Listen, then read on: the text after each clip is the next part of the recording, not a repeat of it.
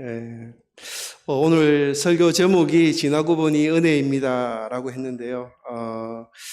저는 지난 1년을 돌아보니까 정말 지나고 보니 은혜였습니다. 이렇게 동성교회에 와서 1년 동안 은혜 가운데서 중고등부 학생들과 함께 말씀을 나누면서 지냈던 것이 저에게는 참 은혜였습니다. 그리고 또 우리 동성 가족들의 사랑을 받으면서 한 해를 보냈던 것 같습니다. 그리고 또 부부 세미나를 하면서 주님께서 주셨던 은혜가 물론 함께 참석했던 부부들에게도 있었겠지만 저희들에게 더 큰 은혜가 있었습니다. 그리고 또 함께 온 세대 찬양 예배를 올려드리면서도 얼마나 제가 감격했는지 우리 성도들과 함께 나누었던 기쁨이 아니었나 이런 생각이 들었습니다. 점심도 정말 맛있게 먹었던 매주일 점심이었던 것 같습니다. 그리고 또 권사님들에게 따뜻한 웃음과 이런 것들로 저희들 늘 이렇게 반겨주시고 했던 것들이 정말 사랑이 넘치는 교회다라는 생각이 들고 이런 감사의 은혜를 돌아보게 되었습니다. 그리고 또 무엇보다 더 감사했던 것은 제가 참 메말라 있던 마음에 우리 목사님의 말씀이 저를 정말 많은 위로를 주시고 또 제 마음 안에 은혜로 다가왔던 한 해가 아니었던가 이런 생각이 들었습니다. 이렇게 돌아보면서 지난 시간을 이야기하고 또 하나님께서 역사하시고 은혜 주신 것을 돌이켜보면서 오늘 우리 성도님들에게 어떤 말씀을 전할까 하다가 지나고 보니까 다 은혜였구나, 이 말씀을 전해야 되겠다라는 생각이 들었습니다. 그렇다고 제가 어디 다른 데로 떠나는 것은 아닙니다. 예. 우리가 그냥 시간을 지나 보내버리면 이 시간을 뭐라고 하냐면 크로노스라 그래요. 크로노스는 그러니까 일반적인 우리에게 주어진 시간이거든요. 시간인데 이 그냥 지나가는 시간에다가 의미를 더하고 또 어떤 해석을 붙이고, 그죠? 은혜를 우리가 찾고, 이렇게 하면 이 시간들은 우리 삶에서 그냥 평범한 시간이 아니라 특별한 시간이 되는 거죠. 이 특별한 시간이 카이로스라는 시간이에요. 그래서, 특별한 시간이 되는데, 우리가 과거를 돌이켜보고 회고를 하고 하는 것은, 은혜를 찾기 위해서 그렇게 하는 거예요. 내가 지나온 1년을 돌이키면서 이게 정말 은혜스러웠구나, 이게 정말 은혜스러웠구나 라고 이야기하는 것은 그 시간이 정말 나에게는 특별한 시간들이었구나 라는 것을 다시 새기는 것이거든요. 그래서 그 과거를 통해서 또 미래를 보게 되는 것이죠. 지금까지 나와 함께 하셨던 하나님께서 앞으로도 내 삶에 함께 하시겠구나라는 어떤 그런 믿음을 가지게 되는 것이죠. 그게 확신이고 믿음이라는 것입니다. 저는 회사 생활하고 근무를 할 때 교육청에서 행사할 때 이제 사진을 좀 많이 찍었어요. 사진을 찍어가지고 각 신문사라든지 이렇게 매스컴 단체에다 보내기도 하고 이렇게 해서 보도 사진 촬영을 한 10년 가까이 했습니다. 그걸 하면서 사진 공부를 좀 했어요. 그냥 찍으니까 안 되겠더라고요. 그래서 어떻게 하면 사진을 잘 찍을까 이렇게 사진 공부를 하다가 그때 책을 보고 만났던 분이 앙리 까르띠에 브레송이라는 사람이었어요. 우리 PPT가 혹시 나오나요? 예, 이분입니다. 앙리 까르띠에 브레송이라는 사람인데 이분은 프랑스의 사진작가입니다. 옥스퍼드 대학을 나오고 아주 유명하신 분이에요. 이분은 어떤 말씀을 하셨냐면 어떤 상황이나 인물의 결정적 순간을 포착하는 것이 중요하다 이렇게 이야기하는 거예요. 그래서 이분이 사진집을 내놓은 걸 보면은 결정적 순간이라는 제목을 가지고 사진집을 낸 적이 있습니다. 그래서 평생을 어쩌면 결정적인 순간을 찍어 오신 분이에요. 지금 옆에 있는 사진이 이분의 작품인데 이게 연출된 사진이 아니라 자연스러운 사진을 찍은 거예요, 이게. 저걸 보면 정말 결정적인 순간이지 않습니까? 우산을 쓰고 저래 뛰기가 쉽지 않은데, 저런 사진을 늘 찍어 오신 분이었어요. 근데 이분이, 마지막 남긴 말씀이 뭐냐 하면은, 내가 지금까지 결정적인 순간을 찍기 위해서 노력을 했는데, 지금 와서 보니까 내 인생에 결정적이지 않은 순간이 단 한순간도 없었다. 이렇게 이야기하는 거예요. 그 긴 시간을 지내오면서 자기는 결정적인 찰나의 순간을 찍기 위해서 어떤 날은 3박 4일을 카메라를 거치해놓고 시간을 기다리고 있었던 적도 있었다고 그래요. 그런 결정적인 순간을 잡으려고 했는데 돌아보니까 이 삶에 결정적이지 않았던 순간이 단 한순간도 없었다라고 이야기를 하는 거예요. 여러분, 우리 인생에도, 우리 인생의 이 한순간도 하나님께서 우리에게 개입하지 않은 시간은 단 한순간도 없었던 것입니다. 그래서 지나고 보니까 다 은혜의 순간이 되는 거예요. 왜냐하면 우리의 삶을 나는 몰랐지만 내가 하나님께 나가지 않았을지라도 하나님께서는 늘 그 자리에서 우리의 마음을 붙들고 계셨던 것이죠. 그래서 지나고 보니까 이 시간들이 다 은혜의 시간으로 내게 다가오는 것입니다. 그 순간순간에 만약에 어떤 시간은 하나님이 계셨고 어떤 시간이 계시지 않으셨다면 이 모든 순간이 은혜의 순간이라고 말할 수 없을 것입니다. 그죠? 그렇지만 내가 힘들었던 순간에도, 내가 정말 잘 나가던 순간에도, 내가 정말 구렁텅이에 빠져서 헤어나오지 못하던 그 순간에도 하나님은 늘 나를 붙들고 계셨다라는 것이죠. 그래서 어느 순간인지 모르게 나도 이 자리에서 여러분들에게 이 은혜를 나누고 있는 것 같습니다. 오늘 본문 말씀에 시험을 참는 자는 복이 있나니라고 나와 있습니다. 첫 부분이죠. 당장 눈앞에 있는 홍해는 여러분 우리에게 무엇으로 다가올까요? 문제로 다가옵니다. 그죠? 당장 눈앞에 있는 홍해는 뒤에 지금 이 애굽 군인들이 나를 잡기 위해서 막 말을 타고 달려오고 있는데 앞에 바다가 딱 있는 거예요. 이 얼마나 절망적인 순간이겠습니까? 이 절망적인 순간에 정말 이 문제의 순간에, 장애의 순간에, 걸림돌의 순간인데 이게 나중에 보니까 디딤돌이 되는 거예요. 하나님의 눈으로 볼 때는 이게 은혜의 디딤돌이라는 거죠. 우리에게 위기가 오는 것이 은혜의 디딤돌이라는 거예요. 지금 우리 눈앞에 당장 홍해가 있습니까, 여러분?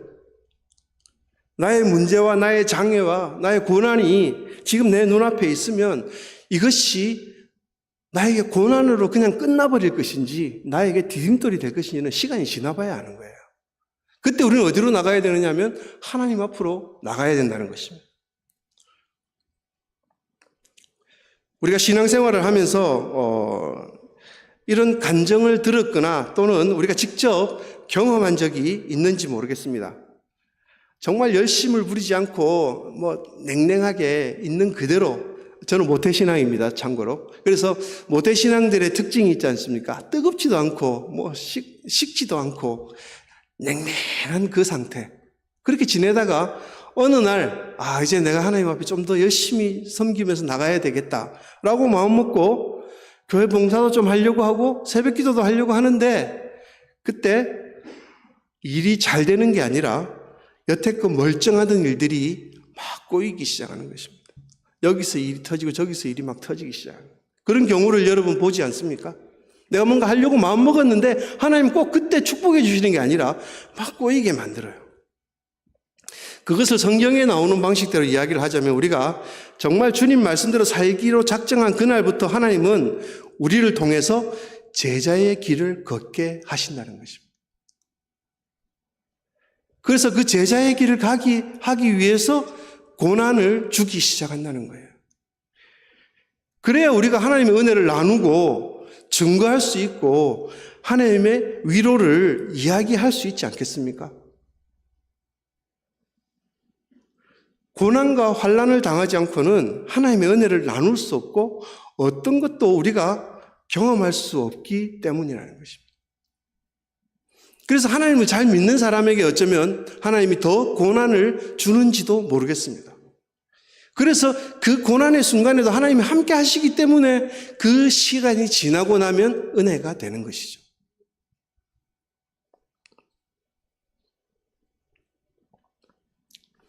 홍해의 사건은 이스라엘 백성들에게는 정말 절망적인 일이었습니다. 어떻게 헤어날 수가 없는 일이었죠. 뒤에는 애국 군대가 쫓아오고 있고 앞에는 바다로 막혀 있습니다. 이 막막한 순간에 하나님께서 길을 여시는 것입니다. 정말 어떻게 할 수 없었던 순간에 이 바닷길이 하나님께서 열리게 하셨다는 것입니다. 돌아보니까 이것은 그냥 우리를 바다를 안전하게 통과만 하게 하신 것이 아니라 그 추격하던 애굽의 군대를 몰살시켰던 은혜의 사건이었습니다. 더 이상 광야에 있는 그 백성들을 위협할 수 없는 완전한 안전한 상태로 만들어주신 그 사건이 바로 이 홍해의 기적의 사건이었다는 것이죠. 근데 그 갈라지기 전까지 우리의 마음은 어땠습니까? 하나님을 원망하고 왜 우리를 애굽 땅에서 이까지 불러왔냐 하면서 막 그렇게 원망하지 않습니까? 지나고 보니까 하나님께서 우리에게 그런 은혜를 주셨다는 것이죠. 만약 이런 고난이 없었다면 이스라엘 백성들은 아마도 하나님을 정말 의지하기가 좀 어려웠을 거라고 저는 생각합니다. 모세가 이스라엘 백성을 애굽에서 이끌어내기 위해서 바로 앞에 갔을 때 바로가 바로 보내줬으면 얼마나 좋았겠습니까? 바로가 바로 보내주지 않았죠. 계속해서 트집을 잡고 고집 부리고 그죠? 이 바로는 강팍하고 완악한 사람이었습니다. 그래서 계속 말을 바꾸고 계속 거짓말을 하는 거죠. 이거 하면 주겠다, 이거 하면 보내주겠다 해놓고도 계속 안 하는 거예요. 이게 어떠냐면 사단이라는 거예요. 사단은 늘 우리를 속이고 힘들게 하는 것입니다. 야, 너 거기 가면 이게 더 좋아. 그것보다 이게 훨씬 좋아. 속삭이는 것이죠. 야, 너는 죄가 있기 때문에 하나님께 나가도 너는 안 돼. 이렇게 속삭이는 것입니다. 그런데 그 바로의 완악함이 걸림돌이 되어서 출애굽을 하지 못하게 됩니까? 그렇지 않다는 것이죠. 하나님께서는 그 바로의 완악함으로 인해서 이스라엘 백성들은 10가지 기적을 보게 되는 은혜를 체험하게 된다는 것입니다. 그 바로의 완악함이 이스라엘 백성에게는 은혜를 체험하는 그런 시간이 되는 것이죠. 그게 어디에 나오느냐면은 느헤미야 9장 10절에 나오는 말씀입니다. 우리 한번 읽어볼까요? 시작.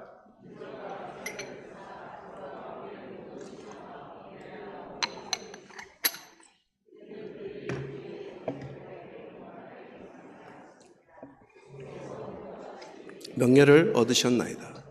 이적과 기사를 베푸시고 그 바로의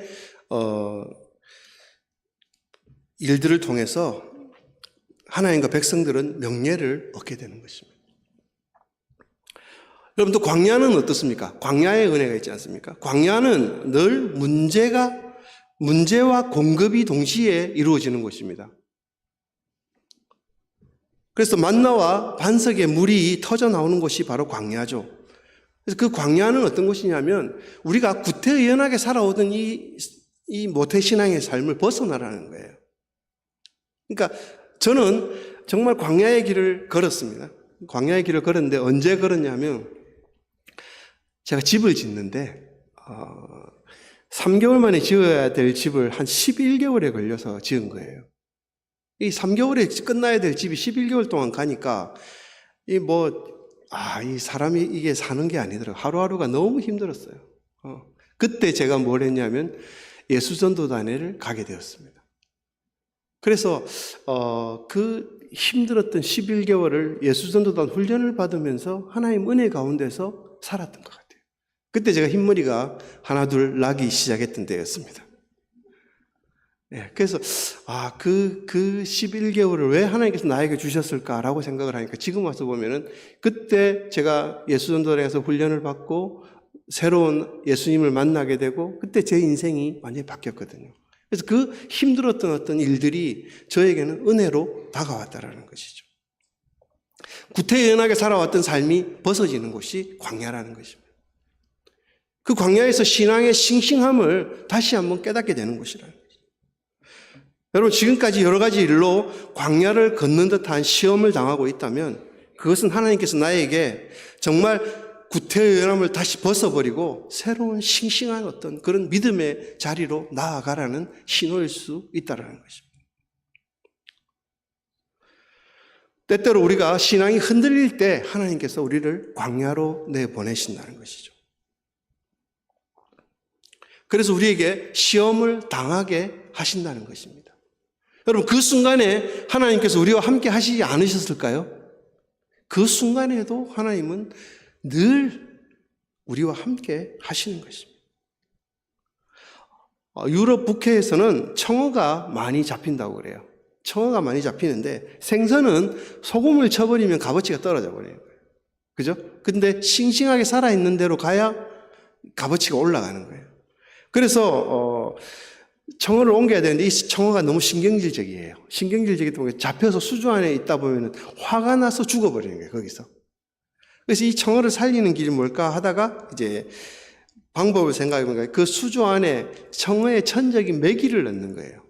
청어의 천적인 메기를 딱 넣어놓으면 수조에서 이 메기 때문에 내가 살아야겠구나 이런 마음으로 막 도망을 다니는 거예요. 그러다 보니까 청어가 다 살아서 간다는 거예요. 목적지까지. 이게 뭐냐? 메기 효과라는 이야기예요. 메기 효과. 바로가 내 인생의 메기라는 겁니다. 여러분을 괴롭히는 회사의 부장님이 있으면 그 부장이 나의 메기가 될 수 있다는 거예요. 나를 괴롭히는 분들이 여러분 집에 남편입니까? 남편이 나의 메기라는 거예요. 추적하는 그 애굽의 군대가 이스라엘 백성에게는 메기였던 것입니다. 하나님께 매달릴 수밖에 없는 그런 상황을 만들어 갔다라는 것이죠. 얼마 전에 중국이 우리 한국 때리기가 아주 심각했습니다. 그래서 한한영이라 그래가지고 한국에 있는 모든 제품들을 판매를 중지시키고 그랬던 적이 있지 않습니까? 그래서 사드 2016년에 사드 배치 논란으로 더 노골적으로 하면서 K 문화를 완전히 축출을 했었죠. 그때 영화, 드라마, 음악, 그 다음에 뭐 한국 연예인이 하는 화장품 광고는 다 쓰지 마라 이런 식으로 해서 중국이 우리나라의 모든 물건들을 그냥 문화라든지 이런 걸 다 그냥 문을 닫아버린 일이 있었습니다. 그때 우리는 너무 힘들었습니다. 그죠? 그래서 중국과 어떻게 하면 이걸 열어갈 수 있을까 고민도 하고 했지만 7년이 지난 지금은 오히려 편안한 중국 시장을 뛰어넘어서 세계적으로 K문화가 발전을 하게 된 것이죠. 그래서 영화와 드라마, 음악의 가치와 영역이 4배 이상이 성장을 했다는 것입니다. 뭐 오징어 게임이라든지 여러분 잘 아시지 않습니까? 기생충, 뭐 더 글로리, 얼마 전에 운명을 달리하신 이성균 씨가 나왔던 나의 아저씨라는 프로그램, 이런 프로그램들이 정말 세계적으로 인기를 끌었거든요. 중국은 우리에게 맥이었습니다. 어쩌면. 그래서 우리가 더 크게 성장할 수 있는 계기가 되었다는 것이죠. 그게 맥이 효과고 그게 광야의 은혜라는 것입니다. 우리가 광야의 시간을 지나고 있을 때 하나님은 여전히 우리와 함께 계시면서 우리를 위해 일하시고 계신다는 것입니다. 많은 교회들이 코로나를 지나면서 그 코로나라는 광야를 걸어오면서 교인 수가 3분의 2 이상 떨어져 나가고 그런 상황 가운데 있었습니다. 그때 우리 동성교회는 어땠습니까? 지금 새로운 바람이 불고 성장을 하고 있는 교회가 바로 이 동성교회라는 것이죠.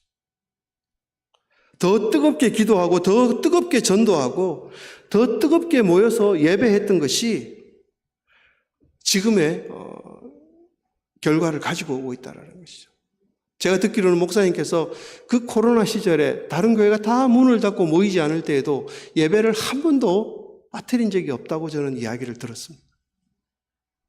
하나님께서 그 모습을 보신 것이죠. 우리의 기도를 보시고 우리의 예배를 받으신 것입니다. 그래서 그 코로나 상황에도 우리 교회가 정말 움츠러들지 않고 성장해 가는 결과를 얻게 되었다는 것이죠. 우리 개인의 신앙의 성장도 마찬가지라는 것입니다. 광야와 같은 어려움이 왔을 때 우리가 더 기도하고 더 하나님 앞에 나아가고 더 힘쓰고 더 예배에 집중하면 우리의 신앙이 더 단단해져 간다는 것입니다. 한 개인의 믿음이 든든해질 때 저는 교회가 성장할 거라고 생각합니다. 그 광야의 시간에 하나님께서 내게 주신 은혜가 무엇인지를 찾아야 하는 것이죠. 은혜를 찾아내고 감사하는 것이 그 순간이 우리의 믿음이 성장해 나가는 시간입니다. 더 믿음이 굳건해지는 시간이라는 것입니다. 하나님께서 이렇게 우리에게 은혜를 주셨는데 우리가 이 은혜를 헛되게 받을 수 있습니다, 여러분. 은혜를 받고 그냥 소멸해 버릴 수도 있습니다. 받은 채 가만히 있으면 이 은혜는 사라져버리고 없는 것입니다. 은혜 받고 배반할 수 있습니다. 그렇지 않습니까? 베드로가 예수님 옆에 있으면서 은혜를 늘 받던 사람이었는데 예수님을 배반하지 않습니까? 은혜의 선용의 길은 뭐냐 하면 이 은혜를 받았을 때 내가 고백하고 은혜를 고백하고 이 은혜를 흘려보내는 통로의 역할을 하는 것이 우리 성도들의 일이라는 것이죠. 일단은 내가 은혜를 받았으면 고백해야 돼요. 김 집사님, 제가 이런 은혜를 받았습니다. 하나님이 내게 이런 은혜를 주셨습니다. 장로님, 정말 대단하시네요. 이런 은혜를 받으셨네요. 교회 안에 이런 은혜의 이야기들이 흘러넘쳐야 되는 것이죠. 야, 저 집사가 이랬다 하더라. 저 집사가 저랬다 하더라. 이런 말 아닙니다. 그죠? 내가 이번 주에 살면서 하나님 이렇게 만나서 이런 은혜를 받았다는 말들이 교회 안에 넘쳐나야 되는 것이죠. 고백하고 서로 은혜를 입으로 나누어야 된다는 것입니다. 로마서 10장 10절 말씀에 이런 말씀이 나오지 않습니까? 한번 읽어볼까요? 시작.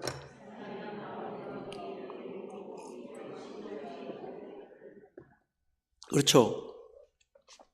우리가 그 은혜를 받고 정말 고백하고 나누어야 된다는 거죠. 이야기를 입으로 시인해야 된다는 것입니다. 그래서 은혜의 축복의 통로로 쓰임받는 우리 동성교회 성도들 되시기를 바랍니다. 지나고 보니 모든 것이 은혜입니다 라고 끝나버려서는 안 된다는 것입니다. 지나고 보니 모든 것이 은혜인데 나는 이런 은혜를 받았습니다 하고 흘려보내야 되는 것이죠. 우리의 믿음은 행하는 것이 있어야, 그죠? 믿음이 살아있는 믿음이라고 말씀하시죠. 은혜 받은 사람은 행동으로 나타나야 한다는 것입니다. 못난이 만두 이야기라는 이철환 씨의 책이 하나 있습니다. 여러분. 아버지 돌아가시고 어머니는 아파서 누워있는 배고픈 아이가 있었어요.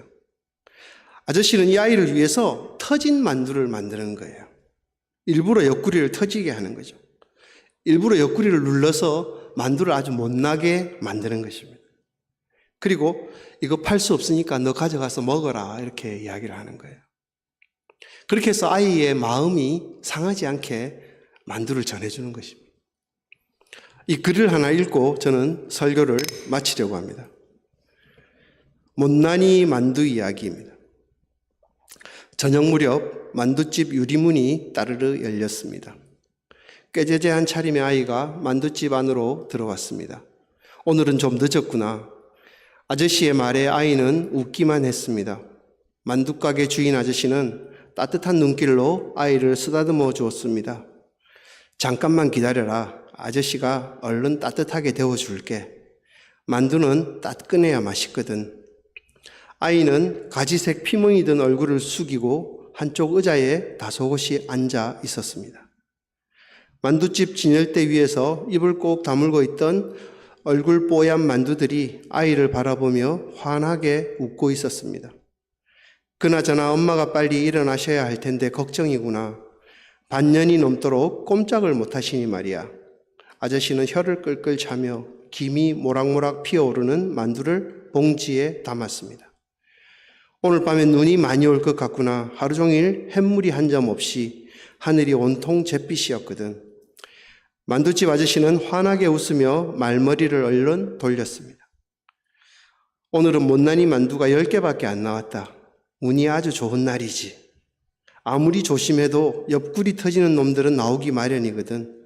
기술이 좋아도 어쩔 도리가 없어. 팔 수도 없는 놈들 너라도 맛있게 먹어주니 그나마 다행이지. 아저씨는 만두를 봉지에 담아 아이에게 건네주었습니다. 고맙습니다. 잘 가거라. 내일 또 오고, 알았지? 네, 안녕히 계세요. 만두집 아저씨는 문 앞에 서서 개구쟁이처럼 웃고 있었습니다. 아이의 모습이 어둠에 지워질 때까지 아저씨는 손을 흔들어 주었습니다. 만두집 아저씨는 옆구리가 터져서 팔 수 없는 못난이 만두를 매일매일 아이에게 주었습니다. 아빠를 여의고 병든 엄마와 함께 사는 아이에게 주려고 만두집 아저씨는 매일매일 못난이 만두를 만들었습니다. 만두 옆구리를 2번, 3번 일부러 꼬집어서 못난이 만두를 만들었습니다. 만두집 아줌마도 모르게, 아무도 모르게 매일매일 못난이 만두를 만들었습니다. 못난이 만두는 못난이 만두가 아니었습니다. 못난이 만두는 사랑이었습니다. 흙 파서 장사하냐라는 이야기를 이렇게 한다고 해서 듣지 않습니다. 그죠? 그렇게 배고픈 아이를 보면서, 돌보면서 살아가는 것이죠. 그 마음까지 돌보면서 만두를 전해주는 것입니다. 받은 만두로 인해서 아이는 마음이 상하지도 않습니다. 왜냐하면 못난이 만두이기 때문입니다. 이게 배려고, 이게 사랑이고, 이게 지혜라는 것입니다. 여러분, 은혜에는 지혜가 따라옵니다. 우리가 하나님께 은혜를 받으면 하나님께서 그 지혜도 함께 주신다는 것입니다. 멀쩡한 만두를 일부러 터뜨리는 그런 크리스찬이 되어야 되지 않겠습니까? 우리 삶에 날마다 새로운 기적과 역전이 그렇게 할 때 지속될 거라고 저는 생각합니다. 이런 삶이 계속된다면 우리의 삶은 지나도 은혜가 될 것입니다. 여러분, 주님께서는 우리를 늘 사랑하고 계십니다. 우리 인생의 결정적인 순간이 아니었던 것이 하나도 없다고 했던 까르띠에 브레송의 이야기처럼 우리 인생에 하나님이 계시지 않았던 순간은 단 한순간도 없었습니다. 지나고 보면 모든 순간이 은혜임을 믿고 살아가는 저와 여러분 되기를 바랍니다. 이 시간 우리 함께 한번 찬양하며 주님 앞에 나아가도록 하겠습니다.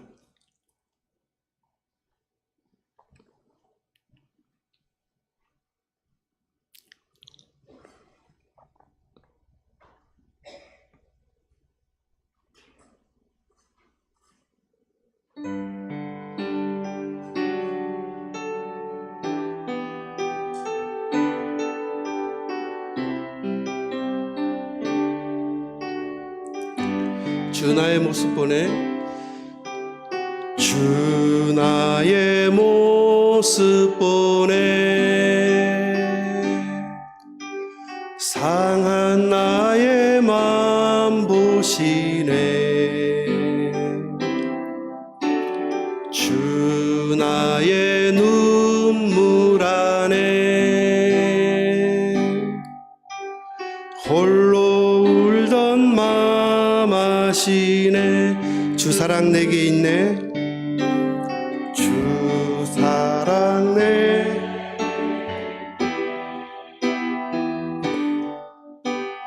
그 사랑이 날 채우네 주 은혜 내게 있네 주 은혜 내게 있네 그 은혜로 날 세우네 세상 소망 다 사라져가도 주의 사랑은 끝이 없으니 살아가는 모든 순간이 주 은혜임을 나는 믿네 세상 소망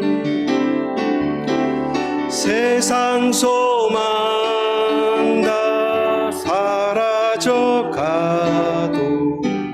주의 사랑은 끝이 없으니 살아가는 모든 순간이 주 은혜임을 나는 믿네. 우리 시간 한번 함께 기도드리겠습니다. 주님, 우리 앞에 주님이 보이지 않고 커다란 문제만 보일 때에도 함께 하시는 주님을 바라보는 은혜를 허락하여 주시옵소서. 광야 가운데 있을지라도 주님 바라보며 살아가는 믿음의 그리스도인들이 되게 하여 주시옵소서. 우리 주여 한번 외치고 기도하겠습니다. 하나님 아버지, 그렇습니다. 주님, 우리 앞에 주님이 보이지 않고 커다란 문제만 보인다 할 때에도 함께 하시는 그 주님을 바라보는 은혜를 허락하여 주시옵소서. 광야 가운데 있을지라도 우리 주님 바라보며 나아가는 믿음의 그리스도인들이 다 되게 하여 주시옵소서.